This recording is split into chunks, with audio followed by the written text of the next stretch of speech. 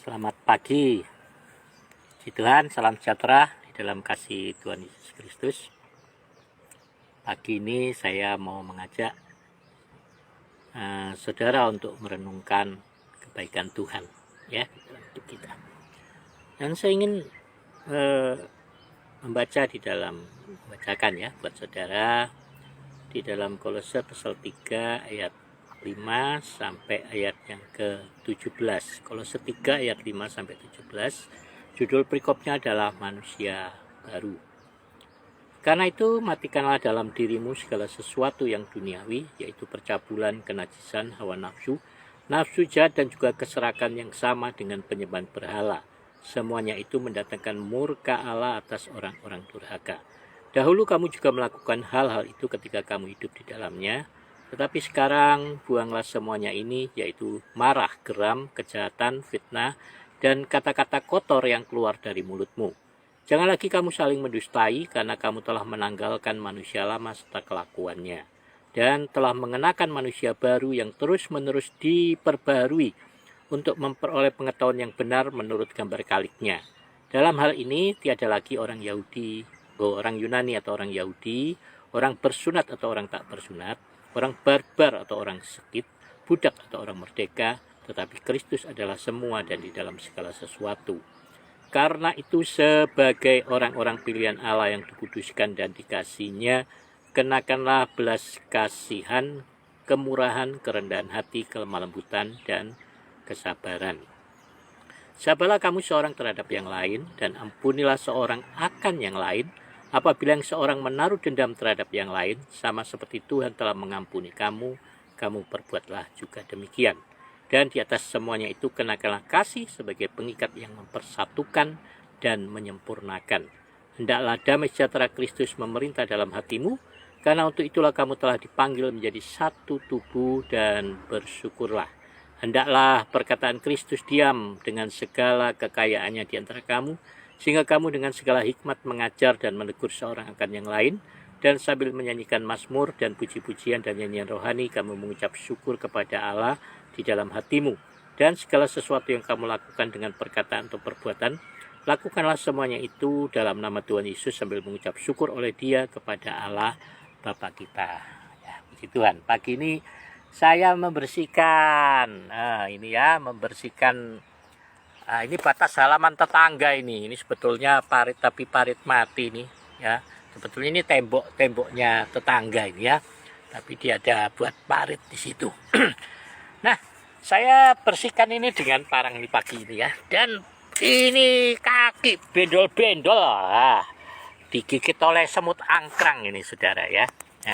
Nah ini tapi bukan salah semut angkrang ya, salah saya. Karena saya mengganggu, merusakkan rumahnya ya. Dan ini adalah daerah pelintasan semut rangrang ya. Nah, jadi saya nggak dendam sama semut ini dan membunuh mereka, enggak ya. Dan mereka juga nggak mendendam ya. Mereka menggigit kaki saya itu untuk mempertahankan ya, mereka punya tempat ya, daerah ya. Jadi mereka hanya menggigit menghalau pengganggu ya, tapi mereka nggak dendam. Kalau besok saya kesini lagi, mereka nggak menggigit saya ya. Ini di depan saya ada ini, dia nggak gigit saya. Nah, jadi yang luar biasa kalau saya perhatikan hewan-hewan ini saudara, itu juga lebah saya. Kalau saya piara lebah itu, kalau saya memecah koloninya ya, dia merasa terganggu ya, dia akan menggigit saya saudara. Tapi setelah itu, biar saya berdiri di depan kandangnya ya, dia tidak ingat itu, dia tidak menggigit saya lagi itu ya. Nah, mereka yang lain tidak menggigit. Jadi binatang itu tidak mendendam. Jadi mereka itu hanya ya menggigit atau itu hanya untuk sekedar menghalau saudara ya, menghalau. Nah, jadi dan setelah ini kandangnya saya rusak ini rumahnya saya rusak ini, mereka langsung saudara ya, langsung serta merta itu bekerja kembali untuk, nah itu ada jenazah, ada mayat ya, bangkai semut itu mereka bawa itu. Tadi udah keinjak sama saya kayaknya, atau waktu gigit saya biasanya tidak saya bunuh saudara, tapi itu ada yang mati itu ya. ada semut mati nih. Noh, ada semut mati. Nah, itu dibawa temennya itu. Jadi luar biasa bahwa binatang-binatang ini ya, ini secara nalurinya dia kalau sarangnya dirusak, mereka akan langsung bekerja untuk membenahi sarang yang rusak itu. Nah, jadi kita anak-anak Tuhan ini seharusnya ya kita lebih tahu tujuan kehidupan kita dibanding dengan mereka. Tujuan hidup Tuhan bagi saudara apa? Ya, yaitu tujuan yang Tuhan tetapkan di dalam hidup kita sebagai anak-anak Tuhan, sebagai orang percaya, itu keserupaan dengan Yesus, saudara. Ya, jadi memiliki karakter Kristus seutuhnya, membangun tubuh kita menjadi rumah Tuhan, bait Tuhan yang kudus, bait Tuhan yang suci. Itu bukan bicara soal cara berpakaian, saudara, bukan bicara soal gaya berpakaian atau gaya tutur kata kita, bukan. Tetapi berbicara tentang tubuh kita, keseluruhan hidup kita secara utuh. Kita memiliki karakter Kristus, ya. Apa karakter Kristus? Kasih, kesabaran, kemurahan, sukacita, kebaikan, kelemah lembutan, penguasaan diri, itu dalam buah-buah roh.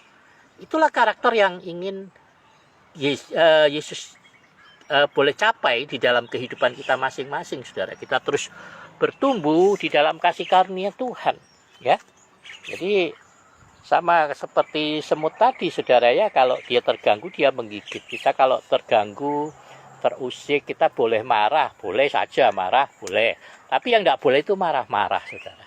Ya, kecewa boleh saat itu kecewa, tetapi kita harus langsung bertindak dan memberikan pengampunan, saudara, ya. Jangan dendam, jangan kecewa itu menjadi dendam, saudara. Kecewaan yang berlarut-larut. Kita marah kepada sesama, marah kepada Tuhan.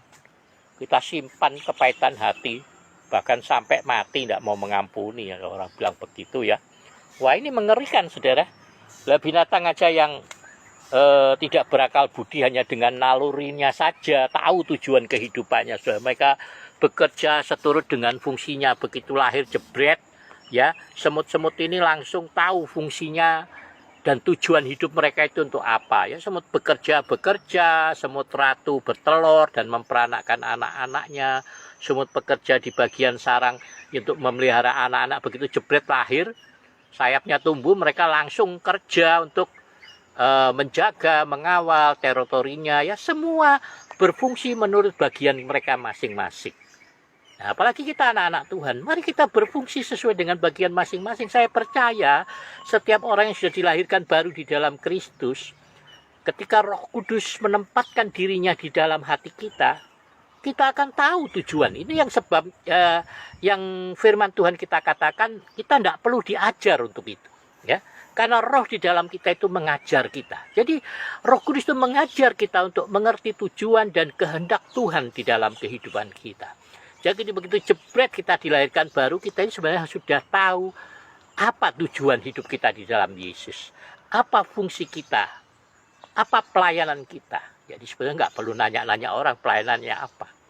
Tetapi semua apa yang bisa kita kerjakan bagi kebaikan, ya, kebaikan kita, kebaikan orang-orang sekitar kita, itulah yang Tuhan mau, ya. Firman Tuhan bilang, Allah menciptakan kita untuk berbuat baik dan Dia mau kita tinggal di dalamnya, saudara. Jadi nggak usah bertanya pelayanannya, lakukanlah setiap perbuatan, saudara, yang boleh menjadi berkat baik untuk pribadi ataupun untuk sesama. Ya, jangan suka simpan-simpan kepahitan hati, simpan dendam, itu akan merugikan diri kita sendiri, ya. Tetapi mari kita belajar. Firman Tuhan katakan belajar dari semut, ya. Pagi ini saya belajar dari semut. Saya selalu belajar dari semut. Saya memperhatikan mereka, bagaimana mereka membangun sarang, bagaimana mereka mempertahankan teritori mereka, ya.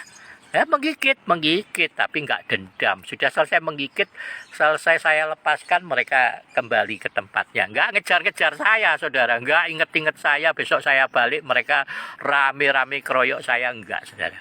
Mereka cepat melupakan itu, selama saya nggak mengganggu mereka, ya.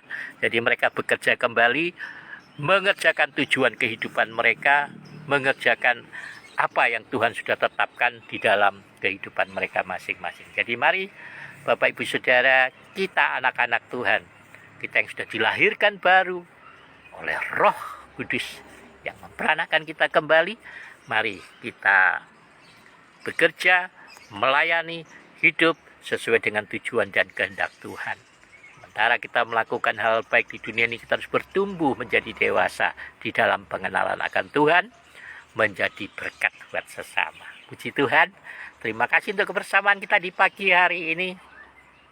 Selamat pagi, dan saya percaya Tuhan akan menuntun saudara sepanjang hari ini untuk menikmati setiap kebaikan dan kemurahan Tuhan. Sehingga kemanapun saudara pergi, engkau akan beruntung.